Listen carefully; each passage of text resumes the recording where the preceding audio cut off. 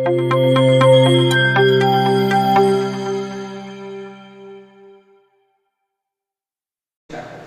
learners, I am Nikita Shirodkar, Assistant Professor in English. Today I will be dealing with empowering verses, exploring feminist narratives in Indian and American poetry.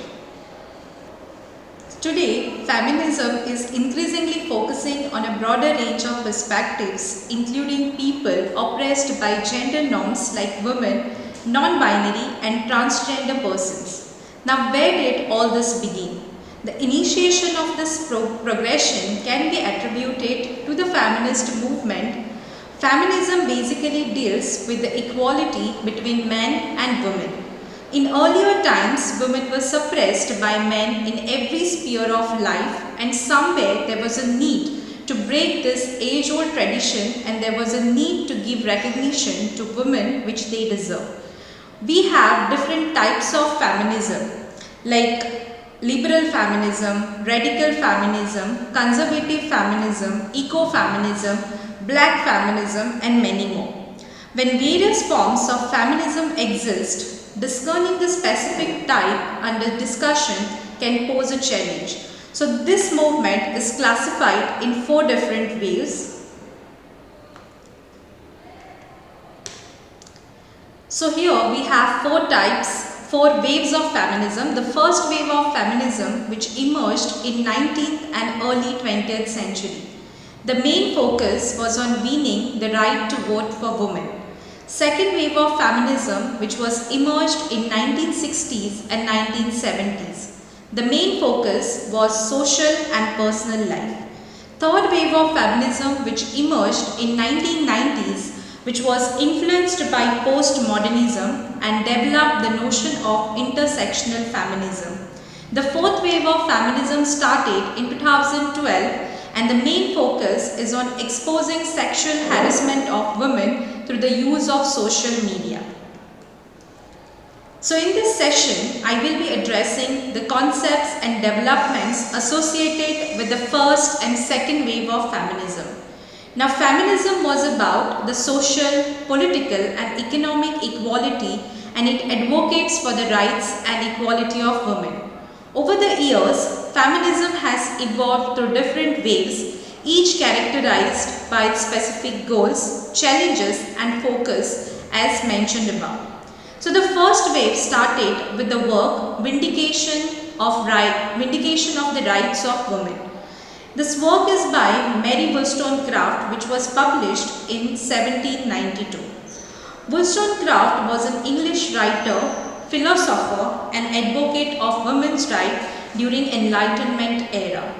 Her works are considered one of the earliest expressions of feminist thought. In Vindication of the Rights of Women, Wollstonecraft argues for the equal education of women and men, asserting that women are not naturally inferior to men but appear so due to their lack of education. She criticizes prevailing societal attitude towards women, arguing that women are rational beings capable of reason and virtue. Wollstonecraft contends that women's dependence on men is a result of their limited education and opportunities rather than inherent intellectual or moral inferiority. Historically, women were denied right to vote. Traditionally, women were expected to take care of children and manage household responsibilities.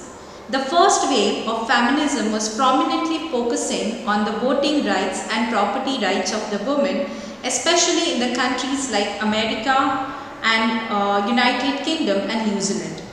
This wave was limited to specific countries and did not extend to smaller nations across the globe. Suzanne Anthony was a tireless and prominent figure, dedicated her life to the cause of women's rights. She campaigned extensively for women's suffrage and equal pay and labor rights. She believed in educating women about their rights. She travelled extensively, giving speeches and lectures to make women aware about the suffrage. John Stuart Mill was the first advocate for the women's right. This wave ends with granting women a right to vote in UK, US and New Zealand. Now we are moving on to the second wave of feminism. So second wave of feminism, it took place in 1990s to 1970s. Like first wave of feminism, this was also started in Western countries, especially focusing on white women. Nothing was in favor of black or brown women. When first wave already existed, why there was a need of the second wave? So let's go back to first wave of feminism. So first wave of feminism focused on voting rights and property rights, which was a political movement. But the second wave has quite broader perspective wherein wide range of issues was highlighted. Here it focused on the discrimination done towards women in their social life, family life and even at the workplace. So second thing, it highlighted the problems faced by women inside their house like marital rapes, gender roles and expectations, reproductive rights, workplace discrimination and domestic violence against women. After all, what was the reason to start this second wave? So in US, suddenly fertility rate increased and women were bound to take care of their children naturally. So automatically women's domestic duties increased and naturally women were parted away from social, political and economic life.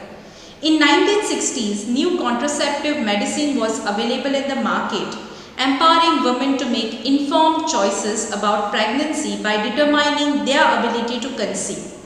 One more reason was this French writer Simone de Beauvoir, who wrote a work called Second Sex. When this book was translated to English and published in America, many writers were inspired by it. She said, one is not born, but rather become a woman.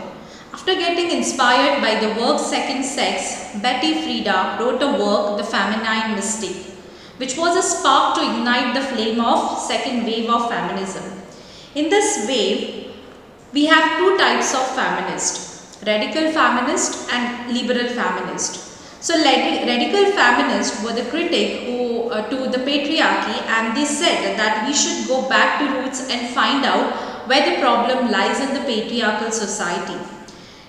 They wanted to bring global change and restore all the rules. Earlier, women were like any object to men and they thought that they can control them the way they want. Liberal feminists were saying that equal political and legal rights should be given to men and women. Now, women were unaware of these rights, so liberal feminists said that we have to educate these women, provide education to them. Even women should get equally paid at the workplace. So this is all about the first and second wave of feminism. I hope you have understood this concept. Thank you.